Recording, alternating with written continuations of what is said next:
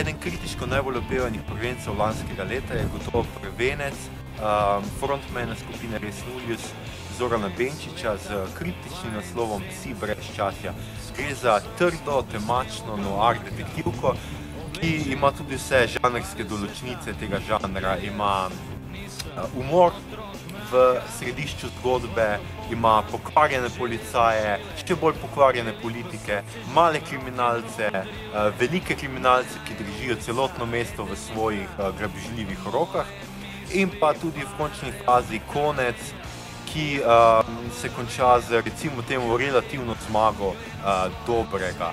Čeprav pri koncu mogoče nekoliko zmoti to, da ni mogoče te razrešitve kriminalke, ki je značilna za pač nek žanr kriminalke, ki ni noir kriminalka, se pravi, da glavni junak prvega dela ne izve imena morilca, zato pa se zdi, da je nekako posredi božja kazen, da je morilec vseeno kaznovan na nek način, kar deluje precej prikrito moralistično.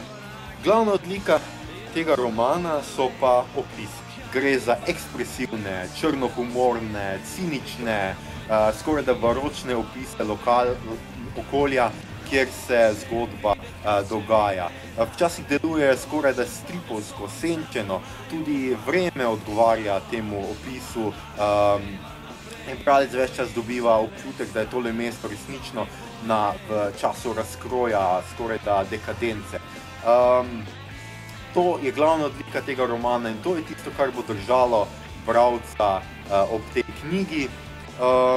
Po drugi strani, kar meni mogoče pri romanu nekoliko manjka, je pa humor. Jaz mislim, da je še premalo, razen v opisih, kjer je to res briljantno izpeljano, je tega humorja premalo v dialogih, ki bi morali biti bolj hard-boiled, Chandlerovski dialogi.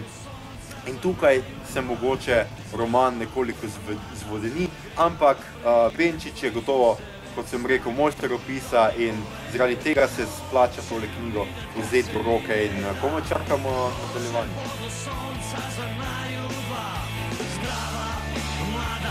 Greva naprej, ne bojim se več stari, to mi povej!